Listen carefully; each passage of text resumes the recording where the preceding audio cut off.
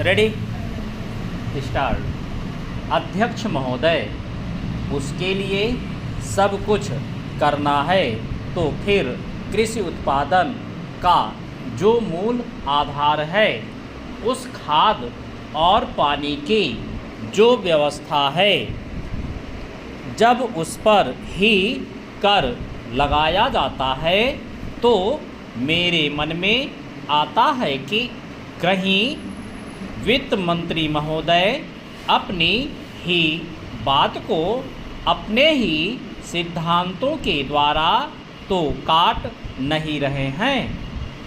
मैं कहना चाहता हूँ कि हमारे देश में अभी भी चौथाई भूमि से ज़्यादा सिंचित भूमि नहीं है।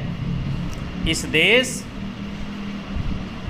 की जितनी कृषि योग्य भूमि है, उसका चौथाई से भी कम हिस्सा ऐसा है जो सिंचित भूमि के नाम से पुकारा जा सकता है। मेरी राय में अब समय आ गया है जबकि पिछले 2-3 वर्षों की नीति पर फिर विचार किया जाए और एक मात्रा में घाटे के बजट का सहारा लेकर ही सही आर्थिक तथा सामाजिक विकास योजनाओं की गति को बहुत बढ़ा दिया जाए। इस मामले में मैं समझती हूँ कि तुरंत कार्यवाही होनी चाहिए ताकि आज जनसाधारण में जो असंतोष उभर रहा है वह हानिकर दिशाओं में ना चलने पाए। आज के राजनीतिक वातावरण की दृष्टि से भी मैं कहना चाहती हूँ कि विकास की गति को बढ़ाने की आवश्यकता सर्वोपरि है। जहाँ तक कि नए बजट के अंतर्गत कर नीति का संबंध है, अच्छा होता यदि मिट्टी के तेल जैसी वस्तुओं पर अतिरिक्त कर ना लगाया जाता।